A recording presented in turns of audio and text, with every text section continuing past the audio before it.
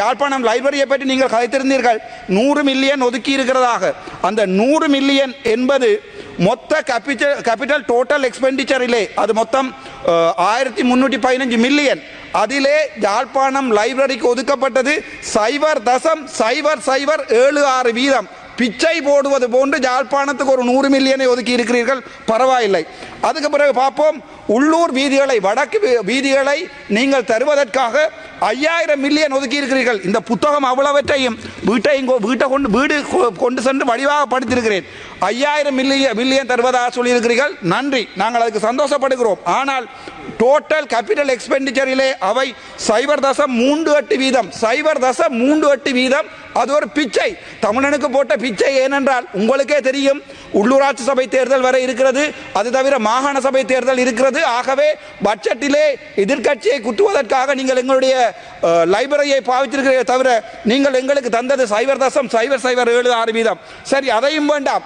வடக்கு கிழக்கிலே இதுவரைக்கும் 35 ஆண்டுகள் பெரும் போர் நடந்தது. அந்த போரால் நான் உட்பட எனது சமூகம் கட்டிய வீட்டை கூட இழந்து விட்டு சென்றோம். ஆனால் வடக்கு கிழக்குக்காக நீங்கள் தந்தது 1500 மில்லியன். அது மொத்தம் உங்களுடைய கேபிட்டல் எக்ஸ்பெண்டிச்சரிலே 0.01%. எங்கள் வீடுகளை இடித்து, எங்கள் காணிகளை பிடித்து, எங்களில் 45,000 பேரை கொலை செய்துவிட்டு நீங்கள் எங்களுக்கு போடும் பிச்சை 0.1%. அதாவது 0.1% உங்களுடைய மொத்த எக்ஸ்பெண்டிச்சரிலே வடக்கு கொடுத்து விட்டு நாங்கள் சொல்லுகிறோம் வடக்கிற்கு கொடுத்து விட்டோம் என்று. என்ன ஒரு விடயத்தை சொல்லுகிறேன், வட்டுவாகல் பாடத்தை பற்றி கைத்திருக்கிறீர்கள், 1000 மில்லியன் தந்திருக்கிறீர்கள் என்று சொல்லுகிறார்கள். அது மொத்த எக்ஸ்பெண்டிச்சரிலே உங்களுடைய இந்த வருடத்தின் கேபிட்டலை மட்டும் கதைக்கிறேன். ரீகரண்ட் எக்ஸ்பெண்டிச்சரை பற்றி நான் கதைக்கவில்லை. கேபிட்டல் எக்ஸ்பெண்டிச்சரிலே 0.007%. அந்த பிச்சை, நன்றி.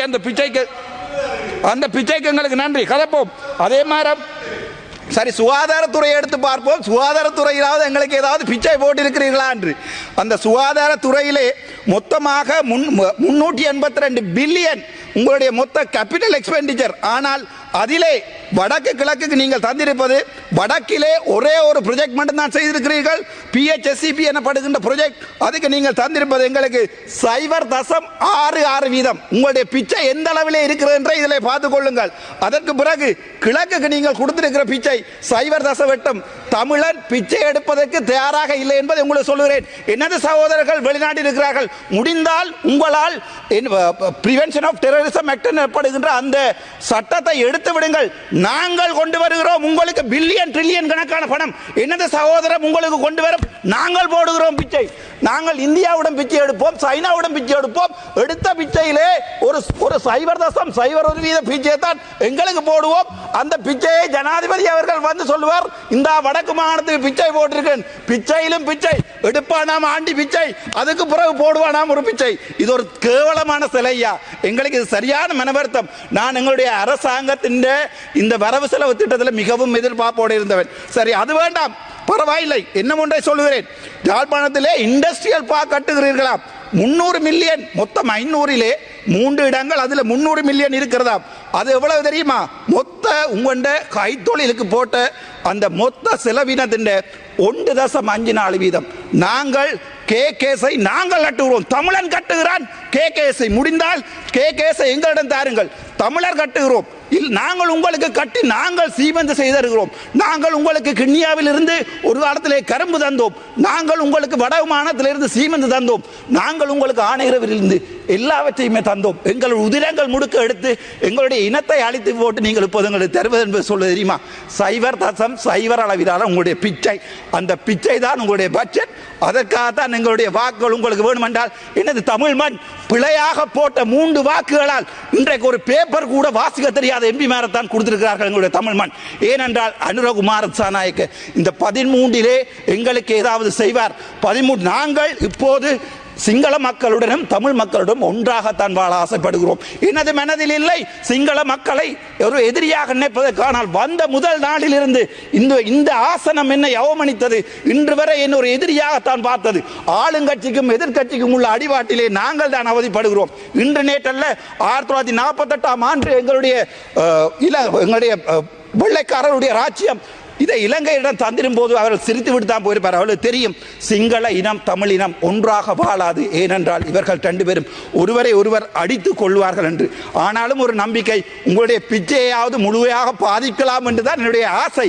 அதன் பிறகுதான் பார்த்தேன் டிசிசி மீட்டிங். உங்களுடைய ஜிஏ பிரதீபன் நேற்றைய தினம் அரசாங்க வாகனம் ஒன்றை கொண்டு போய் அவருடைய மகன் உடைத்திருக்கிறார். பரவாயில்லை, எங்களுக்கு வாகனம் வேண்டாம். ஆனால் ஜிஏ பிரதீபன் சொல்லுகிறார் மொத்தம் 56 மில்லியன் நீங்கள் கொடுத்த பாராளுமன்ற உறுப்பினர்களின் பன்முகப்படுத்தப்பட்ட நிதியிலே அவர் 35 மில்லியனை எடுக்க போகிறார்கள். இப்போது வடக்கு கிழக்கிலே நாங்கள் என்ன தேங்காய்களை ஆவதா? சரி, அதுதான் சொல்லும் போதுதான் எனக்கு ஞாபகம் வருகிறது. வடக்கு கிழக்கிலே இன்று வரை எத்தனையோ வெள்ளை ஈக்கள், எத்தனையோ தென்னை மரம் 250 ரூபாய் ஒரு தேங்காய் போகிறது. ஆனால் அதை நடவடிக்கை உங்களுடைய விவசாய அமைச்சரை வடக்கு பக்கம் காணவில்லை. சரி, அது பரவாயில்லை. என்னுடைய வைத்தியர்களை பற்றி பார்ப்போம். ஒரு வைத்தியன் ஒரு கார் ஒன்றை வேண்டுவதாக இருந்தால் 50,000 ரூபாய் படி மிச்சம் பிடித்தால் அவனுக்கு 40 ஆண்டுகள் சேமிக்க வேண்டி இருக்கும் இந்த நாட்டிலே. அதான் எங்களுடைய சுகாதார அமைச்சரிடம் கேட்டேன், முடிந்தால் எங்களுடன் கதையுங்கள் என்று சொல்லி. ஏன் எங்களுடன் கதைப்பதால் என்ன பயம்? நான் எழுப்பினால் மைக்கை ஓஃப் பண்ணுகிறார்கள். எதற்காக பயப்படுகிறீர்கள்? ஏனென்றால் நீங்கள் சொன்ன விடயங்கள் இந்த பிச்சைகளை எல்லாத்தையும் கணக்குடன் காட்டுவதற்கு எனக்கு என்னால் இயலும். அது தவிர நாங்கள் எதிர்பார்ப்பது தமிழ் சிங்கள மக்கள் ஒன்றாக வாழ வேண்டும் என்று. ஆனால் அனுர அரசாங்கமோ அல்லது எதிர்கட்சியில் இருக்கும் அரசாங்கம் மறுபடியும் அரசாங்கமாக அந்த பக்கம் போயிருந்தாலும் எங்களுடைய பிரச்சனையை உங்களுக்கு முடிக்க விருப்பமில்லை. ஏனென்றால் நீங்க சொன்னீங்க பிடிஏ எடுப்பதாக. இப்போது நீதியமைச்சர் கேட்கிறார் பிடிஏயில் இருப்பவர்களுடைய லிஸ்டை தாருங்கள் என்று. கேவலம்.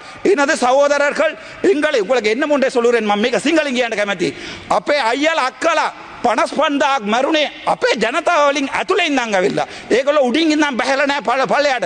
ඒගොල්ලෝ අපේ ජනතාවෙන් තමයි ඇවිල්ලා තිබ්බේ. එතකොට අපි රස්තවාදී. හැබැයි 88000ක් මරුණා.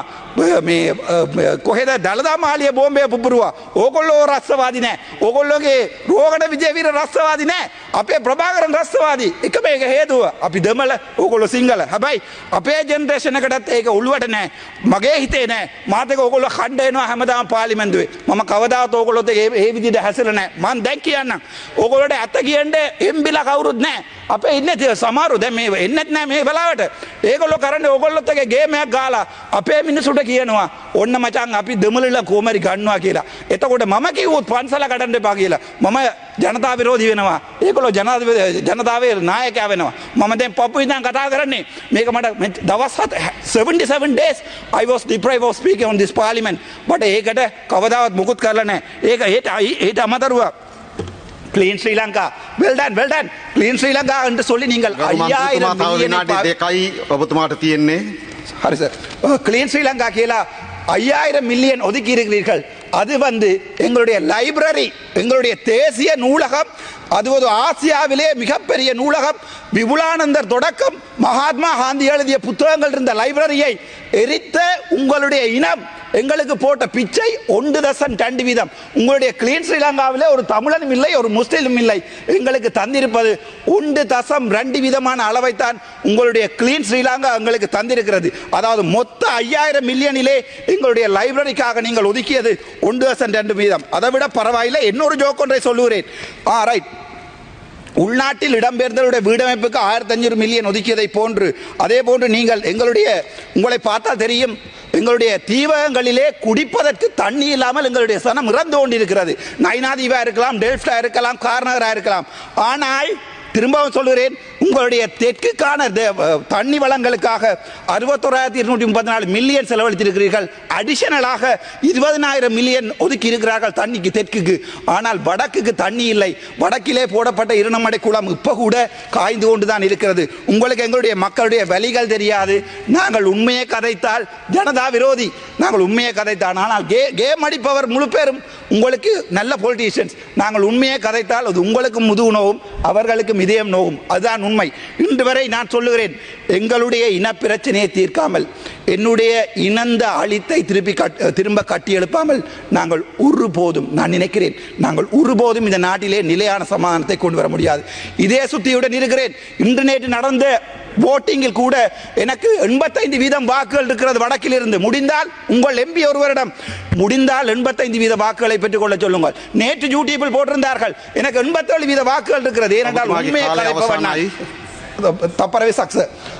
එතකොට මම මේ පාර්ලිමේන්තුව ආවේ හොස්පිටල් එකේ ඉඳන්. මම පාර්ලිමේන්තුව ආවේ නැහැ කොඩි උසලා පොල්ලක් උසලා පාර්ලිමේන්තුව ආවේ නැහැ.